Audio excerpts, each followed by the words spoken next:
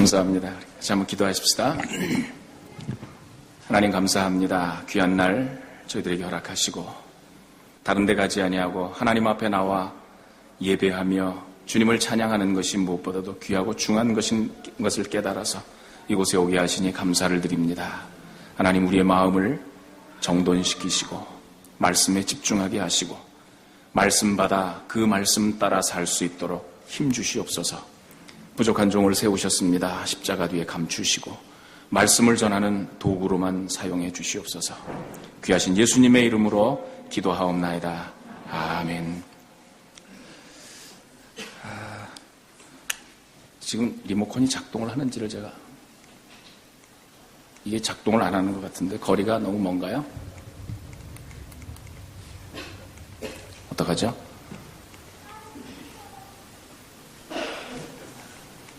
예, 화면을 좀 넘겨주시죠.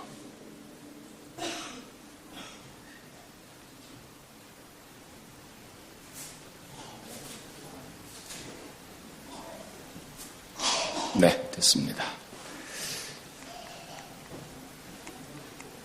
안 넘어가네요. 리모컨이 거기 꽂혀 있을 텐데.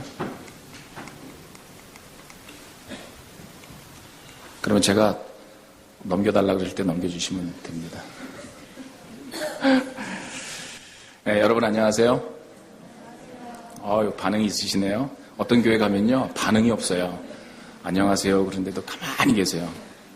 전주회를 한번 갔는데 안녕하세요 그랬는데 아주 싸늘해요. 그래서 제가 안녕하신게라오 그랬거든요. 그랬더니 반응이 있으시더라고요. 방금 소개받은 이영식 선교사입니다. 오늘 북부해변장로교회 와서 귀하신 분들을 이렇게 만나 뵙게 돼서 정말 기쁩니다. 특별히 오늘 청년부 헌신 예배에 말씀으로 섬기게 돼서 정말 감사합니다. 우리 청년들 찬양하고 춤추는 걸 보니까 제가 한 10살은 젊어진 것 같아요. 또 우리 청년부장님이신 걸로 제가 생각이 되는데 대단하십니다. 고맙습니다. 감동받았습니다. 오늘 말씀을 전하러 오면서 예쁜 꽃을 좀 가져왔어요. 여러분께 드리겠습니다. 화면 넘겨주시죠. 예. 마음에 드십니까? 예, 여러분께 선물로 드리겠습니다. 오늘 복된 주일이면서 동시에 오늘 무슨 날이죠? 추석이에요. 예, 그래서 송편도 조금 갖고 왔습니다. 여러분께 선물로 드리겠습니다. 여러분 가정에 우리 하나님 주시는 귀한 복이 충만하게 넘쳐나시기를 간절히 소원합니다. 신문을 보면요, 사람을 넘겨주세요. 내용을 들으시고 잽싸게 이렇게 넘겨주시면 됩니다. 눈치껏. 신문을 보시면 사람 구하는 광고가 참 많아요. 사업을 하시는 분들은 일할 사람을 찾고 또 일자리가 없는 사람들은 자기를 고용해 줄 사람을 찾습니다. 또 어떤 사람은 결혼할 배우자를 찾기도 하고 또 어떤 사람은 자기가 만든 물건을 사줄 사람을 찾기도 하죠. 어떤 사람은 또 결혼 배우자를 찾기도 하고 어떤 사람은 이런저런 이유로 해서 또 사람을 찾기도 합니다. 우리도 살다 보면 이렇게 사람이 필요해서 사람을 구하게 되는 경우가 참 많은데요. 그런데 문제는 사람은 많은데 꼭 필요로 하는 알맞은 사람은 많지 않다는 것입니다. 성공하는 비즈니스를 위해서는 3가지의 중요한 요건이 갖춰져야 되는데 첫 번째는 좋은 장소를 택하는 일이라고 그래요. 그리고 2번째는 좋은 사람을 만나는 일이고 3번째는 사업가가 가지고 있는 사업에 대한 마인드라고 합니다. 이 3가지 중에 2가지만 정확하게 맞으면 사업에 성공할 수 있다. 사람들은 그렇게 이야기를 합니다. 하지만 이 말에 동의하든 그렇지 않든 상관없이 제가 오늘 여러분께 말씀드리고 싶은 것은 한 번 더 눌러주세요. 사업이든 무엇이든 좋은 사람을 만나는 것만큼 중요한 것은 없다는 것입니다. 그래서 사람들은 자신에게 꼭 맞는 파트너를 찾기 위해서 백방으로 뛰어다니죠. 오늘 본문에 보니까 역시 사람을 찾는 이야기가 나옵니다. 여러분도 잘 아시다시피 고대 유명한 환락의 도시였던 소돔과 고모라에서 아브라함이 하나님께서 또한 의인을 찾는다는 이야기입니다. 하나님께서 소돔과 고모라를 멸망시키기로 작정하셨을 때 아브라함은 거기에 사는 사람 모두를 멸망시키는 것은 부당하다 그렇게 생각을 했습니다. 왜냐하면 그곳에는 죄인도 있지만은 악인도 그 죄악과는 거리가 먼 악인들도 있을 것이다 이렇게 생각을 했기 때문입니다. 그래서 아브라함은 조급하게 하나님께 요청을 합니다. 오늘 본문 보시죠. 아브라함이 가까이 나아가 이르되 주께서 의인을 악인과 함께 멸하려 하시나이까. 그 성중에 의인 50명이 있을지라도 주께서 그곳을 멸하시고 그 50의인을 위하여 용서하지 아니하시리까 라고 했습니다. 그러자 하나님께서는 그 아브라함의 요청을 받아들이셨습니다. 만약 그 소돔과 고모라에서 아브라함이 제안한 의인 50명을 찾게 된다면 그들을 봐서라도 그 성을 멸망시키지 않으시겠다는 거예요. 이렇게 시작된 아브라함의 요청이 6번에 걸쳐서 번복되는데 50명에서 출발한 그 의인의 숫자는 줄고 또 줄어서 결국에는 10명에 이르게 됩니다. 32절 한번 보시죠. 같이 한번 읽어보실까요? 아브라함이 또 이르되 주는 노하지 마옵소서 내가 이번만 더 아뢰리이다. 거기서 10명을 찾으시면 어찌하려 하시나이까. 이르시되 내가 10명으로 말미암아 멸하지 아니하리라. 아멘. 의인 10명만 찾으면 소돔과 고모라는 멸망을 면할 수 있게 된 것입니다. 그러나 결국 의인 10명이 없어서 소돔과 고모라는 멸망당하고 말았습니다. 이상이 오늘 본문의 내용이죠. 오늘날 교회에도 사람이 필요합니다. 주님의 몸된 교회를 위해서 진정으로 헌신할 사람을 하나님께서는 오늘도 찾고 계십니다. 그러나 마찬가지로 사람은 많은데 하나님 보실 때 쓸만한 일꾼은 없다고 보시는 것은 아닌지 모르겠습니다. 저는 오늘 주님께 헌신을 다짐하는 우리 청년 부원들과 북부 해변장로교회 온 성도님들과 함께 하나님께서 소돔과 고모라에서 찾으시던 10명의 의인은 어떤 사람이었는지, 또 지금도 하나님께서 찾고 계시는 사람은 어떤 사람인지 오늘 본문을 통해서 함께 생각해 보려고 합니다. 첫째로 하나님은 예나 지금이나 의인을 찾으십니다. 오늘 본문 26절 봅니다. 여호와께서 이르시되 내가 만일 소돔 성읍 가운데서 의인 50명을 찾으면 그들을 위하여 온 지역을 용서하리라 라고 했습니다. 하나님께서 찾으시는 의인은 찾으시는 인물은 의인이라 이렇게 말합니다. 의인이 뭡니까? 의인이 누구예요? 어떤 사람이 의인입니까? 의인은 죄가 없는 사람이에요. 죄가 없는 사람. 그러나 로마서 3장 10절에는 한번 눌러주시죠. 로마서 3장 10절에는 이렇게 말하고 있습니다. 이 세상에는 의인이 단 한 사람도 없다. 아주 딱 못 박아서 말을 하고 있습니다. 이 세상에 죄 없는 사람은 한 번 더 넘겨주세요. 예수 그리스도밖에는 없습니다. 죄 없는 의인은 예수 그리스도밖에 없어요. 이 세상 사람들은 모두가 죄인입니다. 저와 여러분을 포함해서 모두가 죄인이에요. 그렇다면 세상에 의인이 하나도 없다라는 사실을 아시면서도 하나님께서는 왜 의인을 찾으신다고 말씀을 하셨을까요? 오늘 본문에서 말하는 의인은 하나님을 의지하는 사람을 말하는 것입니다. 오늘날 이야기하면 예수 그리스도를 통해서 하나님의 은혜를 받은 사람, 즉 자신이 죄인임을 고백하고 하나님을 의지하고 그분을 우리 자신의 구원자로 받아들인 그런 사람을 말하는 것입니다. 이런 사람을 하나님께서는 예나 지금이나 찾고 계세요. 하지만 소돔과 고모라에는 하나님을 의지하는 사람, 하나님을 믿는 사람, 하나님을 신뢰하고 따르는 사람이 단 10명도 없었다는 것입니다. 얼마나 슬픈 일입니까? 그러면 하나님께서 찾으시는 구체적인 의인은 어떤 사람일까? 첫째는요, 말씀에 순종하는 사람입니다. 아브라함은 하나님께로부터 고향과 친척 아버지의 집을 떠나라는 명령을 받았습니다. 75세 때. 그 당시 고대 사회에서 고향 친척 부모를 떠난다는 것은 목숨을 보장받을 수 없는 그런 상황이었습니다. 그럼에도 불구하고 그는 하나님의 명령에 순종해서 떠났습니다. 그래서 성경은 그가 복의 근원이다라고 말씀하시고 믿음의 조상이 되었다라고 우리에게 가르쳐주고 있습니다. 또한 100세에 얻은 귀한 아들인 이삭을 번제로 바치라는 명령을 받았습니다. 여러분, 번제로 바친다는 게 무슨 뜻인지 아시죠? 번제로 드린다고 하는 것은요, 죽여서 불에 태우라는 뜻입니다. 100살에 얻은 그 귀한 아들을 죽여서 불에 태워서 하나님께 드리라는 거예요. 하나님의 명령이 얼마나 잔인하게 보입니까? 물론 이때도 아브라함은 그대로 순종을 했어요. 그러나 하나님께서는 이삭이 죽임을 당하지 않도록 조치를 취하셨죠. 아브라함의 믿음을 테스트하기 위한 것이었습니다. 이렇게 하나님의 말씀이라고 한다면 목숨 걸고 순종할 줄 아는 그런 사람이 바로 의인입니다. 우리 예수님께서도 하늘 영광 보좌를 다 버리시고 이 땅에 오셔서 인간들과 같이 되셨고 우리의 모든 죄를 대신 지시고 십자가에 못 박혀 돌아가시기까지 하나님의 말씀에 순종하셨습니다. 그렇다면 우리는 과연 하나님의 말씀에 순종하는 삶을 살고 있는지 우리 스스로에게 물어보아야 할 것입니다. 여러분은 어떻습니까? 평상시에는 그런 대로 좀 순종하는 것 같다가도 환경이 나빠지고 생활이 어려워지면 하나님의 말씀이고 신앙이고 다 팽개쳐버리는 것이 우리들의 모습은 아닌지 모르겠어요.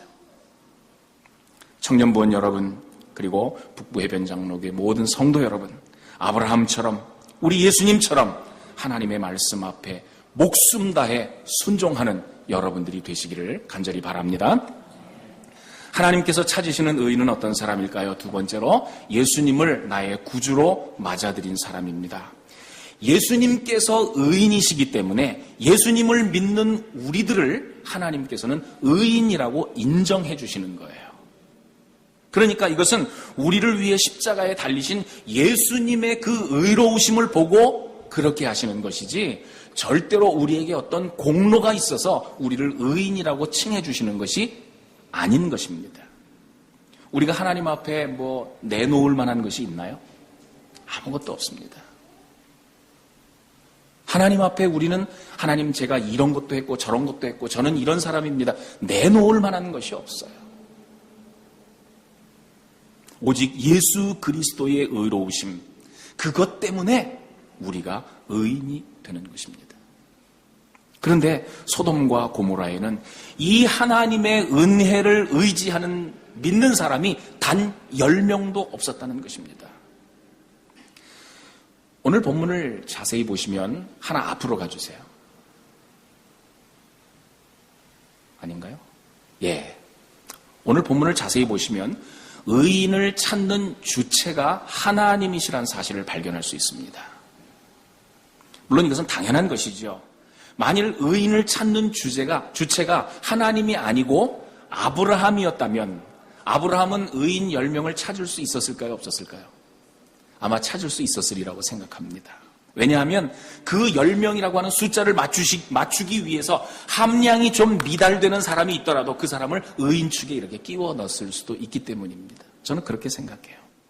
그러나 어떤 사람이 의인이냐 아니냐를 판가름하는 기준을 아브라함이 가지고 있었던 것이 아니라 하나님께서 가지고 계신다는 사실을 우리는 분명히 알아야 됩니다. 하나님의 판단은 언제나 정확합니다. 틀림이 없습니다. 우리는 모두 죄인이기 때문에 죄인이 죄인을 판단할 수는 없습니다. 오직 의인의 여부를 판단하시는 분은 바로 우리 하나님이십니다. 오늘날 이 시대가 소돔과 고모라 때와 비슷하다는 이야기들을 많이 하죠. 그때나 지금이나 사람들은 이렇게 생각하는 것 같아요. 하나님 없어도 세상의 풍요로움과 이런 것들을 누리면서 살 수 있다. 그렇게 생각하는 것 같습니다. 내가 가진 기술, 내가 가진 학식, 내가 가진 재산, 이거 가지고 세상을 충분히 살아갈 수 있다라고 믿는 것 같습니다.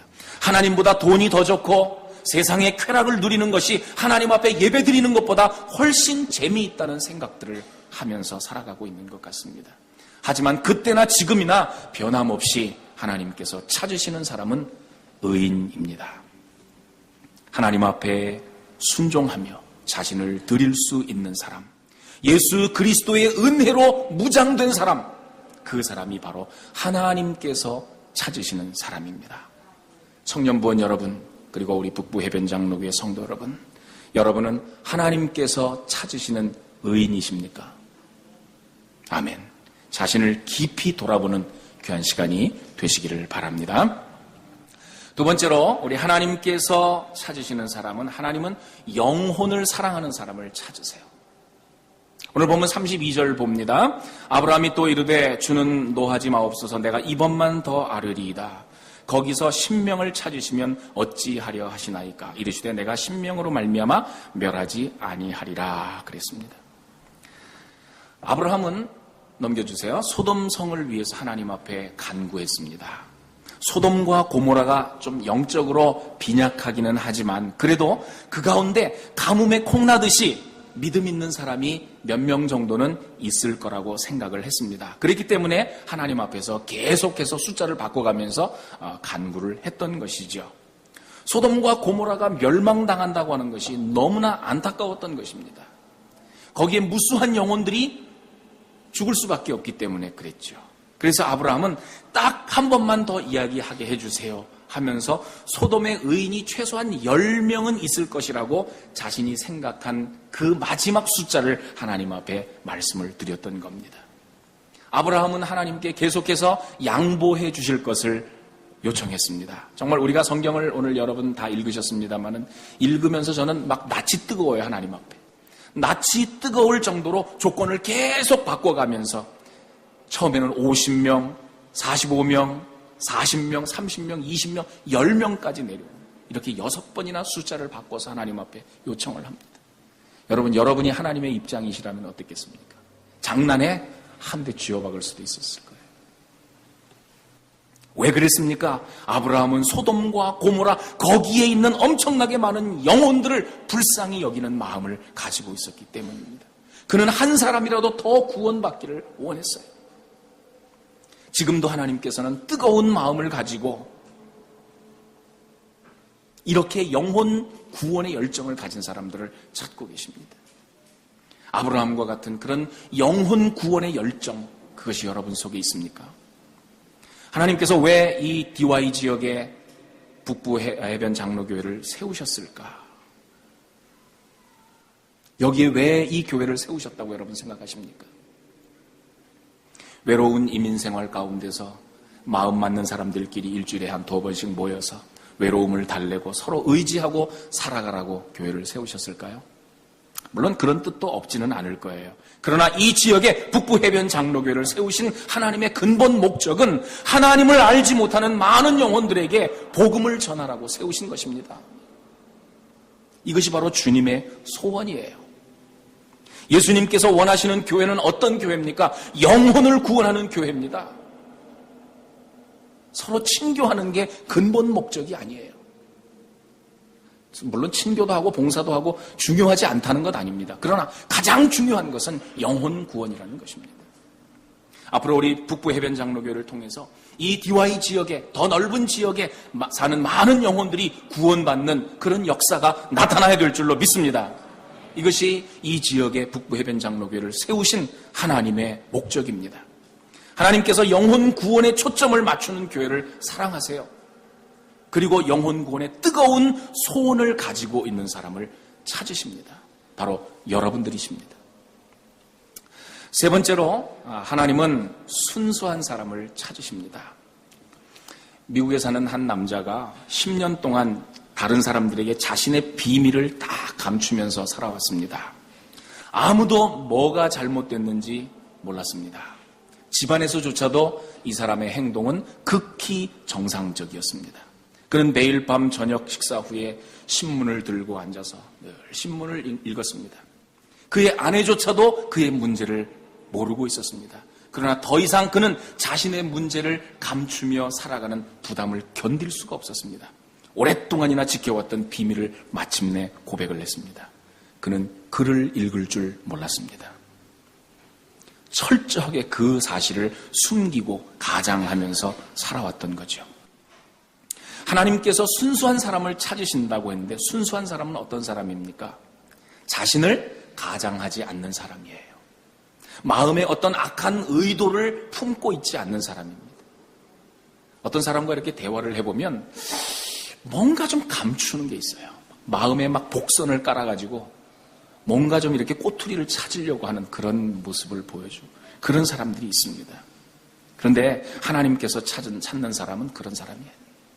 순수한 사람. 어린아이와 같이 순수한 마음과 열정을 가지고 있는 그런 사람을 하나님께서는 찾고 계십니다. 그래서 예수님께서 마태복음 18장 3절에서 이렇게 말씀하셨습니다. 진실로 너희에게 이르노니 너희가 돌이켜 어린아이들과 같이 되지 아니하면 결단코 천국에 들어가지 못하리라.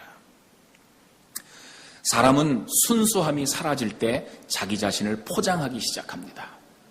아담과 하와가 에덴 동산에서 정말 순수한 마음을 가지고 살았습니다. 그러나 그들이 선악을 알게 하는 나무의 열매를 따먹고 죄를 범한 뒤에는 어떻게 했습니까?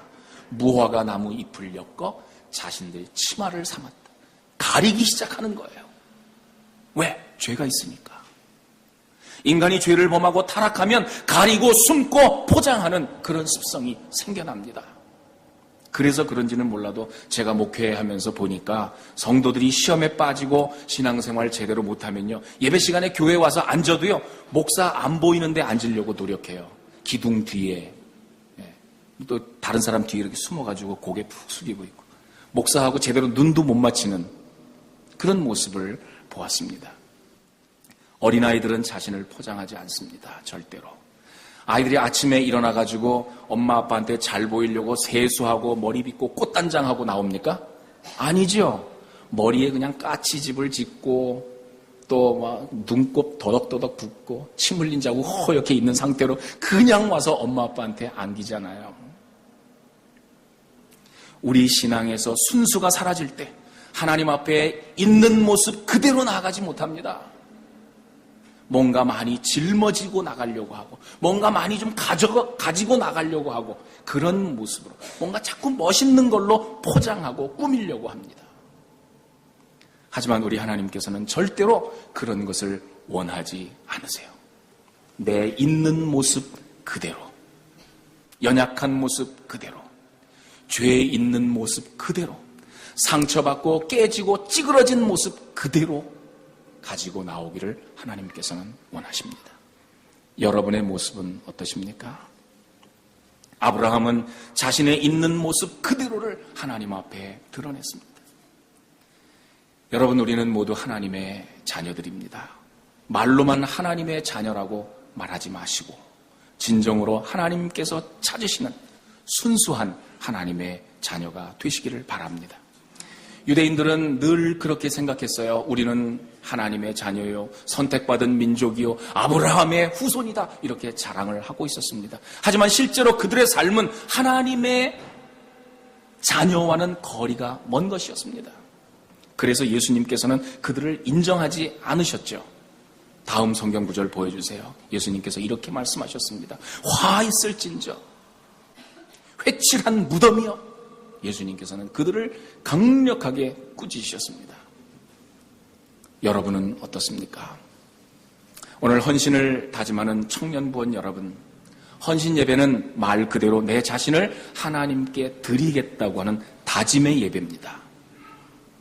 오늘 말씀을 잘 기억하시기를 바랍니다. 그래서 안타까운 마음으로 의인 10명을 찾으시는 하나님 앞에, 하나님 제가 여기 있습니다, 저를 사용해 주세요 라고 나서서 자신을 드릴 수 있는 그런 여러분들이 다 되시기를 간절히 바랍니다.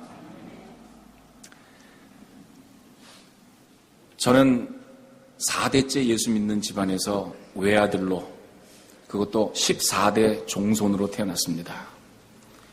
여러분, 14대 종손이 어떤 의미인지 연세 드신 분들은 아실 거예요. 그래서 모든 일가 친지들의 관심을 한 몸에 받고 자랐습니다. 또한 엄격한 기독교 집안의 규율 아래서 자랐기 때문에 주일날 교회 아닌 다른 곳에는 한 번도 가본 적이 없습니다. 주일날 교회 아니고 다른 데 간다는 것은 생각도 못하고 자랐습니다. 게다가 제 아버지는 목사가 되기 위해서 신학 공부를 하시다가 여러 가지 형편 때문에 꿈을 이루지 못하신 분입니다. 그러다 보니까 저희 집안 어른들의 눈길은 저 아버지의 뜻을 대신 쏠렸습니다. 저걸 목사로 만들어야 될 텐데 저는 그런 분위기 속에서 자랐어요. 하지만 저는 그게 몹시도 싫고 부담스러웠습니다. 그래서 목사가 안 되려고 얼마나 뺀질거리고 다녔는지 몰라요. 청년 시절을 저는 그렇게 보냈습니다. 대학에 갈 때도 전공을 토목을 택해서 갔습니다. 시빌 엔지니어링 뭔지 아시죠, 여러분? 토목공사 현장에 가면 절대로 주의를 지킬 수가 없습니다, 한국에서는. 그래서 저는 토목을 택해서 전공을 선택해서 대학을 갔습니다. 대학 1학년을 마치고 공군에 입대를 하게 됐는데 서해의 최북단 백령도에 배속을 받아서 정말 외롭고 고단한 그런 군 생활을 했습니다. 그러면서 차츰 신앙에 대해서, 하나님의 부르심에 대해서 고민하기 시작했습니다. 군대를 제대하고 대학을 졸업하고 직장 생활을 했습니다마는 제 마음에는 전혀 기쁨이 없었습니다. 그리고 주님의 부르심에 대한 그 부담만 점점 더 늘어갔습니다. 그래서 깊이 기도하는 가운데 이윽고 목사가 되기로 저는 결심을 했습니다. 그 길만이 하나님께서 원하시는 길인 것 같았어요. 그래서 신학교에 입학을 하고 공부를 하면서 소명, 하나님께서 나를 부르시는 소명에 대해서 조금씩 눈을 뜨기 시작했습니다. 그러던 어느 날 저는 정말 평생 경험하지 못했던 놀라운 경험을 하게 됐습니다. 제가 자란 교회, 잠실에 있는데요. 제가 자란 교회에서 교육 전도사로 사역을 하고 있을 때였습니다. 하루는 새벽 기도회를 마치고 혼자 남아서 기도를 하고 있는데 저 뒤에서부터 발자국 소리가 뚜벅뚜벅 나는 거예요. 저를 향해서 발자국 소리가 들렸습니다. 근데 발자국 소리가 오더니 제 옆에 와서 탁 멈췄습니다. 그래서 저는 담임 목사님께서 좀 전에 나가셨거든요. 그래서 담임 목사님이 나한테 하실 말씀이 있으신가 보다 그렇게 생각을 하고 눈을 딱 떴는데 거기에는 아무도 없었습니다. 내가 잘못 들었나? 생각하면서 다시 기도를 시작을 했습니다. 그런데 잠시 후에 또 똑같은 발자국 소리가 뚜벅뚜벅 들리는 거예요. 그러더니 제 옆에 와서 탁 멈췄습니다. 두 번째로 눈을 떴는데 역시 아무도 없었습니다. 똑같은 일이 세 번째 일어났을 때 하나님께서 어린 사무엘을 부르셨던 그때 그 구절이 생각이 났습니다. 그래서 이번에는 눈을 뜨지 않고 무릎을 꿇고 사무엘과 같이 기도했어요. 주님 말씀하십시오. 제가 듣겠습니다. 그랬더니 제 마음속에 커다란 음성이 들려왔습니다. 내가 호주 원주민을 사랑한다 그러셨습니다. 내가 호주 원주민을 사랑한다. 저는 그때 호주에 원주민이 있다는 사실조차도 모를 때였습니다. 호주 원주민 처음 들어보는 말이었습니다. 그런데 저에게 왜 호주 원주민을 사랑한다는 말씀을 들려주셨는지 정말 궁금했어요. 그날 새벽에 저는 주님의 호주 원주민을 사랑한다는 말씀을 듣고 계속 기도하면서 저도 모르게 얼마나 울었는지 모릅니다. 저는 그날 학교에 가지 않았습니다. 도서관에 가서 호주 원주민에 관한 자료들을 찾기 시작했습니다. 그런데 자료가 별로 없더라고요. 그리고 제 서재 한쪽 벽면에 꽉 차는 커다란 호주 국기를 구해서 벽에다가 탁 걸어놨습니다. 그때 호주 원주민 깃발이 있다는 사실을 알았다면 호주 원주민 깃발을 구했을 텐데 원주민이 있다는 사실을 몰랐으니까 원주민 깃발도 몰랐어요. 그래서 호주 국기를 커다란 걸 구해서 벽에다 걸어놓고 그때부터 저희 부부는 호주 원주민을 위해서 기도하기 시작했습니다. 그렇게 몇 년이 흘러서 총신대학교 신학대학원을 졸업하고 호주 원주민 선교사가 되기 위해서 제가 속한 교단 대한예수교 장로회 합동 측 총회 선교부 GMS를 찾아갔습니다. 한 번 더 눌러주세요. 그런데 나이가 너무 많다고 선교사 훈련생으로 받아줄 수 없다는 겁니다. 그때 제 나이가 만 39이었는데 35살까지만 훈련생으로 받는다는 거예요. 자기들 폴리시가 그렇다는 거예요. 그래서 원장님한테 제가 물어봤죠. 원장님, 그러면 35살 넘어서 선교사로 불림받은 사람들은 어떻게 해야 됩니까? 그랬더니 그냥 막 이 말 저 말 하시면서 막 얼버무리시더라고요. 그래서 저희 부부는 그냥 돌아왔어요. 그리고 그 이듬해인 2000년에 기도하는 가운데 저희 부부는 아이들 둘과 함께 시드니행 비행기에 몸을 실었습니다. 살던 아파트 정리해서 비행기표 사고 커다란 검정 이민 가방 2개 들고 3개월짜리 관광비자 가지고 시드니 공항에 내렸습니다. 우리 친구들이 전송을 나왔었는데 김포공항에 전송을 나왔었는데 나중에 들은 이야기지만 저거 3개월 만에 틀림없이 돌아온다 그랬답니다. 그런데 우리 하나님은 참 치밀하신 하나님이세요. 선교사 훈련도 받지 않고 원주민 선교하겠다고 시드니로 넘어온 저희들을 선교 현장으로 그대로 내보내지 않으시고 온 지 3개월 만에 블랙타운의 시드니 한민장로교회를 개척하게 하셨습니다. 그래서 그 교회의 담임 목사로 시무를 하면서 원주민 선교에 동참할 수 있는 길을 하나님께서는 열어주셨던 거죠. 그래서 지난 13년 동안 호주 원주민 선교를 비롯해서 세계 14곳의 선교하시는 선교사님들을 후원할 수 있는 그런 큰 은혜를 허락해 주셨습니다. 지금 호주에는 약 60만 명의 원주민이 살고 있습니다. 정확하게 한 58만 명쯤 되는데 18세기 유럽에서 사람들이 호주 땅에 들어오면서부터 이들의 박해의 역사는 시작이 되었습니다. 이 사람들은 영국에서 온 그 백인들에게 삶의 터전을 뺏기고 짐승처럼 취급당하고 자식을 강탈당하는 그런 부당한 대우를 받았습니다. 이렇게 정말 억울한 역사를 그들은 가지고 있지만은 정작 이들에게 관심을 가져주는 사람은 그렇게 많지가 않아요. 다음 장면. 세계에서 선교사를 두 번째로 많이 파송했다고 자부하는 한국에서조차도 호주 원주민에 대해서는 전혀 관심이 없어요. 제가 한국에 가서 몇 번 설교를 했는데요. 거의 관심이 없어요. 호주 원주민들에게 복음이 전해진 것은 지금으로부터 약 200년 전입니다만은 현재 약 2%만이 기독교인이 되었다고 하니까 정말 슬픈 현실이 아닐 수가 없습니다. 지금도 원주민들은요, 자신들 스스로의 삶을 이루어 가야 되겠다라고 하는 그런 생각이 없어요. 그저 자포자기하고 술과 마약에 취해서 자신들의 삶을 무너뜨리고 있습니다. 지금 화면에서 여러분 어떻게 보이시나요? 조금 앞에 거. 저 윗사진에 보면 남자분이 아이들 둘 데리고 있는데 저분이 지금 마약에 취해 있는 상태입니다. 제가 노던 테리토리 보롤룰라라고 하는 곳에 갔을 때 저 커뮤니티에서 만났던 사람들인데 또한 부모들이요, 자녀들을 학교에 적극적으로 보내지를 않습니다. 그러니까 그들의 미래가 안 보이는 거죠. 다음 장면 보여주세요. 여러분 보이십니까? 스쿨아워를 표시한 표지판인데 스쿨아워가 언제부터 언제까지 되어 있습니까? 화면이 잘 안 보이시죠? 예. 아침 7시부터 오후 5시까지가 스쿨아워입니다. 노던 테리토리는 다 그래요. 원주민들이 많기 때문에 원주민 아이들이 학교 가고 싶으면 가고 갔다가도 집에 오고 싶으면 그냥 언제든지 나옵니다. 그러니까 아침 7시부터 오후 5시까지가 스쿨아워예요. 하지만 이 원주민들에게 완전히 소망이 없다 이렇게 볼 수는 없습니다. 이미 소수이긴 합니다만은 호주 사회에서 상당한 영향력을 행사하는 그런 원주민들도 있기 때문이죠. 원주민들이 복음을 받아들이고 하나님의 은혜를 깨달아서 스스로 자신들의 삶을 이루어갈 수 있게 되기를 저는 바라요. 그렇게 되도록 여러분들도 그들을 위해서 함께 기도해 주시면 감사하겠습니다. 많은 사람들이 심지어는 백인들조차도 이제는 원주민 선교를 우리 한인들이 담당을 해야 된다라는 말을 합니다. 물론 원주민들을 복음화하기 위해서 지금도 힘쓰는 백인 단체들이 꽤 많이 있습니다만은 그들이 내미는 손길을요, 원주민들이 달가워하지를 않습니다. 왜냐하면 정복자의 손길이다 이렇게 생각을 하고 있기 때문에 그렇습니다. 백인들은 우리들을 짓밟았고 우리들을 이렇게 만들었기 때문에 너희들의 도움 필요 없다 이런 식으로 생각을 합니다.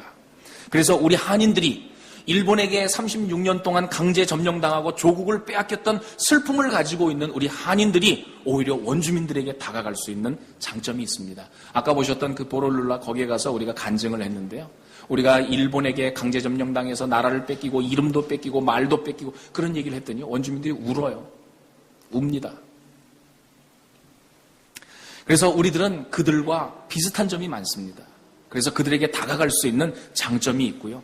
또 우리가 이 땅에 살고 있기 때문에 그들을 향한 선교의 일들을 우리가 감당해야 되지 않을까 저는 그렇게 생각을 하는 것입니다.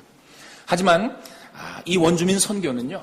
개인이나 개교회가 담당하기에는 참 너무 벅찬 일이에요. 그래서 우리 한인 교회들이 이렇게 힘을 좀 모아주시면 거기에서 커다란 시너지 효과가 나타나지 않을까 저는 그렇게 생각을 합니다. 여러분 기도하시면서 이 원주민 선교에 여러분 동참해 주시기를 제가 부탁을 드립니다. 제가 시드니로 건너와서 한 10년쯤 한민장로교회를 시드니 한민장로교회를 개척하고 그렇게 한 10년쯤 지났을 때 하나님께서 제가 기도하는 가운데 그런 마음을 주셨어요. 이제 담임 목사직을 내려놓고 원래 네가 계획했던 대로 원주민 선교 현장으로 나가라. 그렇게 말씀을 하셨습니다. 제가 처음 원주민 선교에 대한 비전을 주셨을 때는 정말 뜨거운 열정을 가지고 서울에서의 모든 삶을 다 정리하고 시드니로 넘어왔는데 이제는 원주민 선교사로 나가라는 그 하나님의 명령에 선뜻 순종하기가 참 어려웠습니다. 화장실 갈 때랑 올 때랑 마음이 다르다 그러잖아요. 이럴 때 쓰는 말인 것 같아요. 솔직히 말씀드리면 한 10년쯤 지나고 교회도 많이 부흥을 하고 하니까 시드니에서 제 삶이 굉장히 안정적이 되었어요. 안정적인 삶을 포기하는 것이 저는 굉장히 두려웠습니다. 그래서 결국에는 교회 핑계, 아이들 핑계, 나이 핑계, 이런저런 핑계를 대면서 하나님 앞에 그 명령에 주저하고 있었습니다. 그렇게 주저하고 있을 때 하나님께서는 3개월간의 안식 휴가를 주셨습니다. 그래서 저희 부부는 이 기간을 통해서 예전에 나이 많다고 퇴짜 맞았던 총회 선교부 GMS의 문을 다시 두들겼습니다. 그랬더니 10년 전하고는 상황이 많이 달라졌더라고요. 이제는 실버 선교 시대가 열렸다. 그렇게 이야기를 해요. 그렇긴 해도 여전히 나이 제한은 35살에서 45살로 10살이 늦춰졌는데 그때 벌써 제가 나이가 50이 넘었는데 그때도 나이가 걸렸어요. 하지만 10년간의 시드니에서의 목회 그 경력을 인정을 받아서 훈련생으로 받아들여졌습니다. 그래서 3개월간 화성에 있는 한국 경기도 화성에 있는 GMS 훈련소에서 훈련을 받았습니다. 그렇게 선교사 훈련을 마치고 시드니에 돌아와서는 시드니의 호주 원주민에 대해서 지대한 관심을 가지고 계신 7, 8명의 목사님들과 함께 한인 호주 원주민 선교회를 결성을 했습니다. 케이미아라고 하는데 그래서 그동안 원주민 선교를 우리가 교회를 통해서 후원만 했었는데 이제부터는 직접 원주민들에게 다가갈 수 있는 그런 기회를 하나님께서 계속해서 주셨습니다. 그래서 그 이후로 제가 노던 테리토리, 퀸즐랜드, 웨스턴 오스트랄리아, NSW 북부 굉장히 많은 원주민 마을을 방문하며 다녔습니다.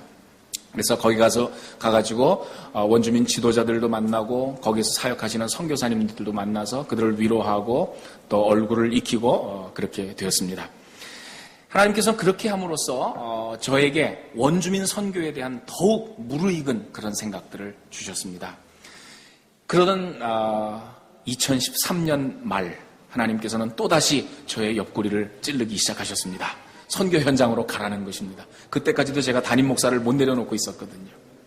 그런데 여러분 생각해 보세요. 제가 처음 시드니에 왔을 때는 40대 초반이었는데 가진 재산은 없었지만 그래도 젊음이 있고 패기가 있었습니다. 그런데 이제는 거울을 들여다보니까 그때에 비하면은 몹시도 나이 들고 연약해져 있는 저를 발견할 수 있었습니다. 또다시 저의 고민은 시작이 됐죠. 하나님, 우리 막내가 조금 있으면 대학에 들어갈 텐데 그때까지만 좀 기다려주시면 안 되겠습니까? 제 마음이 조금 더 정리가 될 때까지 하나님 좀 기다려주시면 안 되겠습니까? 제가 떠나가고 나면 이 교회는 어떻게 되겠습니까? 또다시 핑계하는 저를 하나님께서는 이번엔 옆구리를 찌르는 게 아니라 발길로 차시는 것 같았습니다. 하나님께서 제게 말씀하셨습니다. 왜 나를 믿지 못하느냐? 왜 내 명령에 순종하지 못하느냐? 네가 온전히 순종하기만 하면 너를 통해서 내가 큰 일을 이룰 텐데 너는 왜 그런 핑계가 많으냐? 왜 그렇게 핑계가 많냐? 그리고 이 교회가 네 교회냐? 주님께서는 저를 호되게 책망을 하셨습니다. 저는 이 말씀 앞에 제가 얼마나 교만하고 순종 못하는 사람인가를 깨달았습니다. 13년 동안 담임 목사로 목회하면서 교인들 앞에서 하나님의 명령에 순종하라고 수도 없이 설교를 해놓고 교회의 주인은 사람이 아니라 하나님이시라고 그렇게 수도 없이 설교해놓고 정작 제 자신은 하나님의 명령 앞에서 순종하지 못하고 있었던 것입니다. 한없이 부끄러웠습니다. 그래서 모든 것을 내려놓고 순종하기로 했습니다. 2014년 2월 첫 주일 교회에 사임을 발표했습니다. 그리고 노회에 담임 목사 시무 사면 청원을 냈습니다. 그리고 후임 목사님을 찾았습니다. 그리고 파송이 결정이 되었습니다.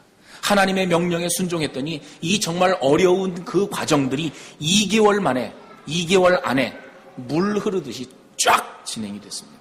얼마나 감사한 일인지 몰라요. 그래서 2014년 3월 28일 날 파송 예배를 드렸고요. 3월 마지막 주일에는 담임 목사 이취임 예배를 드림으로써 너무 많이 갔습니다. 시드니 한민장로교회에서의 13년간의 사역을 모두 마치고 타리 지역의 원주민 선교사로 파송받아서 가게 됐습니다. 타리는요, 여기서 한 차로 4시간 정도 걸립니다. 북쪽으로. 멀지는 않아요. 굉장히 작은 도시입니다. 인구가 2014년 기준으로 한 2만 명 정도 되고요. 그 가운데 원주민이 한 1,500명 정도 살고 있습니다. 시드니에 살 때는 비록 고국을 떠나서 우리가 이민 생활을 하고 있긴 하지만은 한국 사람들이 많잖아요. 시드니에는. 또 가족들도 거기에 있고 하니까 그렇게 외롭다 이런 걸 많이 못 느꼈었는데 타리로 딱 이사 가면서 아이들과도 떨어져야 되고 저희 부부만 거기에 탁 이사를 갔는데 정말 외롭더라고요. 5시만 되면 그냥 사람이 없어요. 길거리에 나가도 사람이 없고. 그래서 처음에 한 2, 3개월 정도는 굉장히 많이 외로웠습니다. 그래도 지금은요, 나름대로 잘 적응해가지고 하나님께서 맡겨주신 일들을 조금씩 진행해 나가고 있습니다. 여러분, 오늘 시간이 많지 않기 때문에 타리에서의 저의 사역에 관한 이야기는 다음 기회로 미루도록 하겠습니다. 오늘 말씀을 정리하겠습니다. 하나님께서는 의인을 찾으십니다. 영혼을 사랑하는 사람을 찾으시고요. 순수한 마음을 가진 사람을 찾으십니다. 오늘 하나님 앞에 헌신을 다짐하는 우리 청년부원들과 모든 성도님들께서 이 말씀을 마음에 잘 새기셨으면 좋겠습니다. 그래서 하나님께서 찾으시는 아브라함과 같은 사람이 되시고 우리 예수님께서 원하시는 아름다운 교회를 이루어서 주님께 영광 돌려드리는 북부 해변장로교회 성도 여러분들이 다 되시기를 주님의 이름으로 축원합니다. 기도하겠습니다.